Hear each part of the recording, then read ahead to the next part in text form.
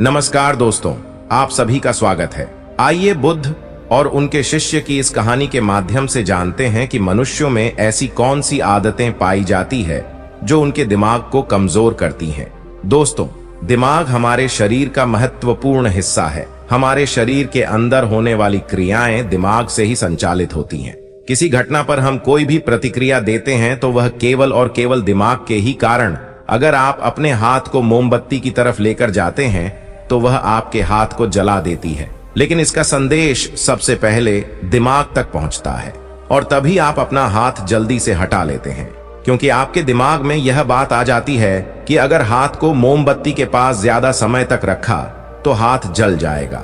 यदि व्यक्ति का दिमाग ठीक से काम ना करे तो वह इस दुनिया में जीवन जीने के लायक भी नहीं रह पाता है। सभी जीवित प्राणियों में दिमाग अथवा मस्तिष्क जन्म से होता है और इसका विकास उम्र के साथ होता रहता है, लेकिन कई बार हमसे जीवन में कुछ ऐसी गलतियां या आदतें बन जाती हैं जो हमारे दिमाग को कमजोर करती हैं, और इन आदतों के लिए कोई और नहीं बल्कि हम स्वयं जिम्मेदार होते हैं। दोस्तों, गौतम बुद्ध की शिक्षा हर किसी के जीवन को नई दिशा दे सकती है। अगर आप भी इसे मानते हैं तो कमेंट्स में नमो गौतम बुद्धाय लिखना मत भूलिए। एक समय की बात है, बुद्ध अपने कुछ शिष्यों के साथ यात्रा पर थे। चलते चलते वे एक जंगल के किनारे पहुंचे और अंधेरा भी छाने लगा। गौतम बुद्ध और उनके शिष्यों ने निर्णय लिया कि आज की रात्रि वे यहीं पर बिताएंगे और कल सुबह होते ही आगे की यात्रा पर निकलेंगे। उन सभी शिष्यों में से बुद्ध के एक प्रिय शिष्य भी थे जो कि कद में नाटे और बहुत भोले भाले थे। सभी शिष्यों में से इस शिष्य की आदत बिल्कुल अलग थी। जहां सभी लोग 7 से 8 घंटे की नींद लेते थे, ये महाशय केवल 3 घंटे ही सोते थे। इनका मानना था कि जो लोग अधिक सोते हैं वह आलसी होते हैं। गौतम बुद्ध के इस शिष्य को भोजन करना बहुत अधिक पसंद था। जब वे भोजन करने बैठते थे तो अन्य सभी शिष्यों के हिस्से का भी भोजन कर लेते थे। इसी प्रकार उनकी कई ऐसी आदतें थीं जो अन्य शिष्यों को परेशानी में डाल देती थी। उस रात्रि जब गौतम बुद्ध और उनके शिष्यों ने जंगल के किनारे पर पड़ाव डाला, तब दूर दूर तक पानी की कोई व्यवस्था नहीं दिख रही थी। इस बार पानी खोजकर लाने की जिम्मेदारी बुद्ध के उन भोले भाले शिष्य को दी गई। महाशय मटका लेकर पानी की खोज में निकल पड़े। इनका शरीर पहले से थका हुआ था। काफी सोच विचार करते करते और चलते चलते आखिरकार इन्हें तालाब दिख गया। इन्होंने तालाब से मटके में पानी भरा और पानी लेकर जैसे ही आगे बढ़े, वहीं पर मूर्छा खाकर गिर पड़े। उधर गौतम बुद्ध और उनके अन्य शिष्य उनकी प्रतीक्षा करते रहे।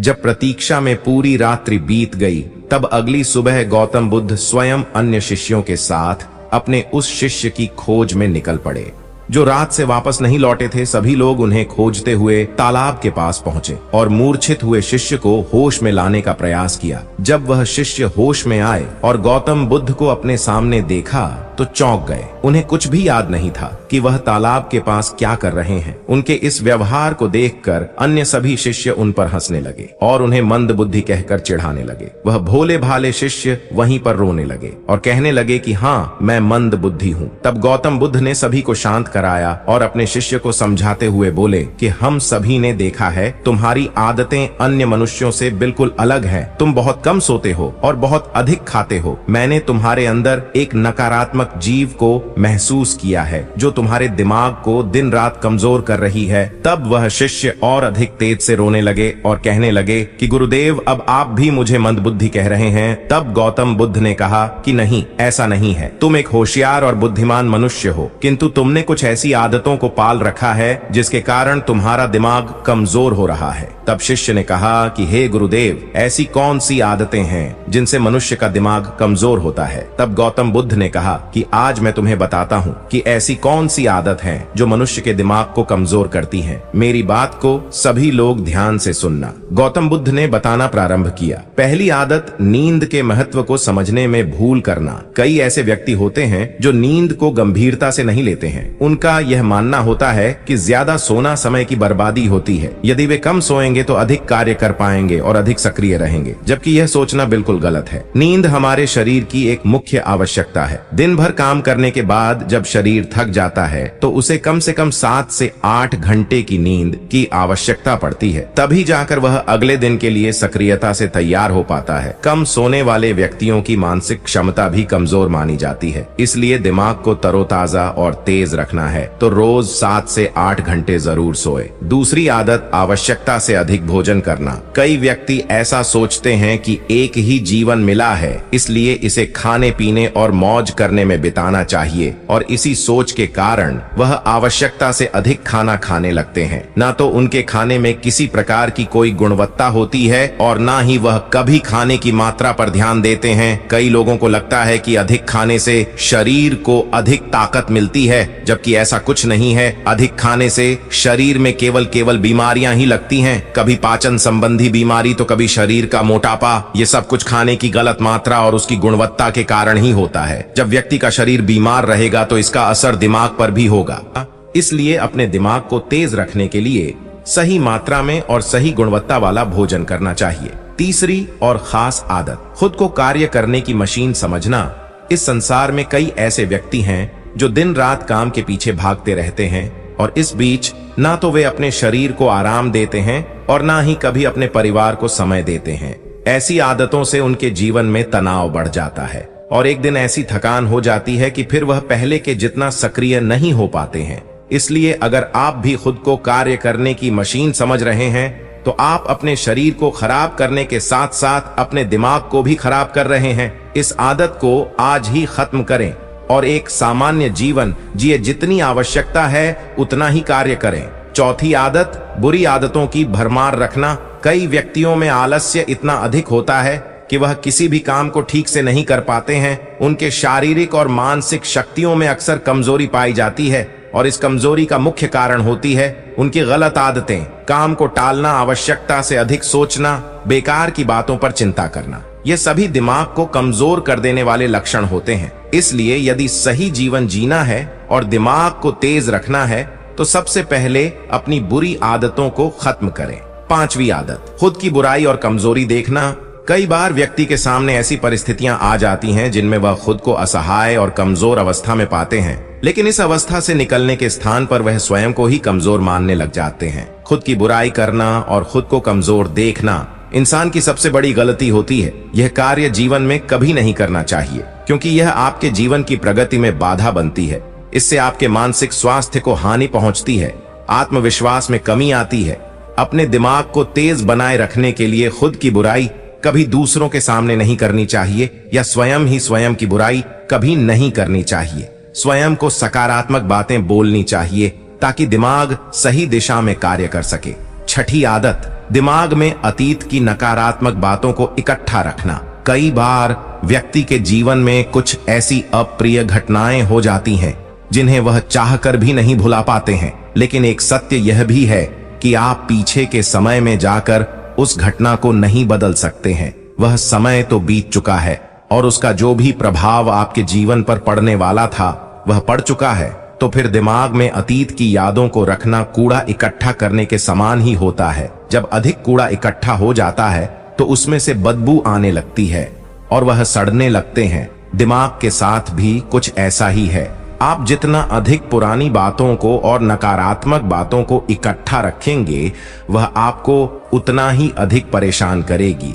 इसलिए जीवन में हमेशा आगे की ओर देखना चाहिए और पुरानी बातों से जितना जल्दी हो सके पीछा छुड़ाना चाहिए। सातवीं आदत, दूसरों से अधिक उम्मीदें रखना। संसार में एक से एक दयालु और सच्चे व्यक्ति हैं जिन्होंने सभी की सहायता की है, किंतु कई बार हम अपने आचरण के कारण दूसरों से भी आशाएं लगा लेते हैं कि वह भी हमारी सहायता करेंगे, और जब वह हमारी सहायता नहीं करते हैं तो हमें कष्ट पहुंचता है। इस संसार में कोई किसी का नहीं है, इसलिए दूसरों से आशाएं लगाना आज ही बंद कर दीजिए। कोई आपकी अपेक्षाओं को पूर्ण नहीं करने वाला है। यह आदत आपके दिमाग को कमजोर बनाती है। यदि अपेक्षाएं करनी है तो स्वयं से अपेक्षा करो ताकि जीवन में कुछ बड़ा कर सको। दूसरों से अपेक्षा तो केवल और केवल दुख ही देती है। आठवीं आदत, बुरे लोगों का साथ नहीं छोड़ पाना। हम सब अच्छी तरह से जानते हैं कि हमारे आसपास किस तरह के लोग रहते हैं और उनका हमारे जीवन पर क्या प्रभाव पड़ने वाला है। जब कभी आपको लगे कि किसी का साथ आपको नुकसान पहुंचा रहा है या आपके जीवन को प्रभावित कर रहा है, तो उसे वहीं पर समाप्त कर देना उचित होता है, क्योंकि बुरे लोग आपको कष्ट और नकारात्मकता के अलावा कुछ नहीं देने वाले हैं। ऐसे लोगों से दूरी बनाकर ही जीवन में सफलता पाई जा सकती है। किंतु कई बार ऐसा होता है कि वह हमारे करीबी होते हैं और हम चाहकर भी उनसे पीछा नहीं छुड़ा सकते। भले ही हम उन्हें अपने जीवन से निकाल नहीं सकते, लेकिन उनसे दूरी बनाकर अवश्य रह सकते हैं। बुरे लोग आपके दिमाग को प्रभावित करते हैं, इसलिए दिमाग को सही रखने के लिए ऐसे लोगों के संपर्क में बिल्कुल ना रहे। नवी आदत, स्वयं की गलतियों को अनदेखा करना। कई बार व्यक्ति से यदि कोई गलती हो जाए तो वह उसे पूरी तरह से अनदेखा करते हैं और जिम्मेदारी लेने से बचते हैं, जबकि यह आदत आपके जीवन को असफलता की ओर ले जाती है। कभी भी यदि आपसे गलती हो जाए तो उसे पूरे मन से स्वीकार कर लेना चाहिए, साथ ही क्षमा मांग लेनी चाहिए। इस संसार में पश्चाताप से बड़ी कोई क्षमा नहीं होती है।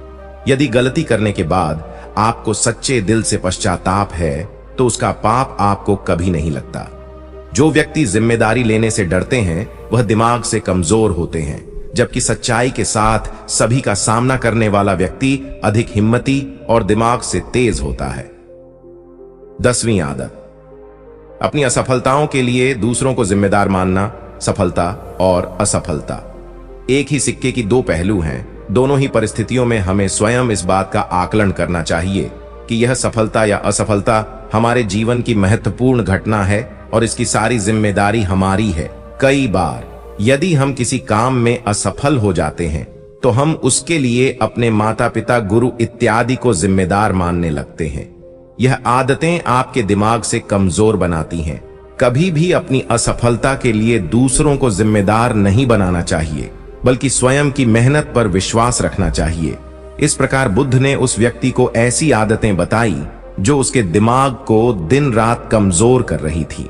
उस व्यक्ति ने सच्चे मन से बुद्ध को बताया कि हाँ, यह सब उसकी आदतें हैं और वह अपनी इन गलत आदतों के लिए स्वयं को जिम्मेदार मानता है। साथ ही वह वादा करता है कि वह इन सभी गलत आदतों से छुटकारा पाने के लिए पूरा प्रयास करेगा। तो दोस्तों, मुझे पूरी उम्मीद है कि इस मोटिवेशनल स्टोरी से आपको शिक्षा मिली होगी और इस मोटिवेशनल स्टोरी से आपको प्रेरणा मिली होगी। अगर आप चाहते हो कि ऐसी मोटिवेशनल स्टोरी आपको मिलती रहे।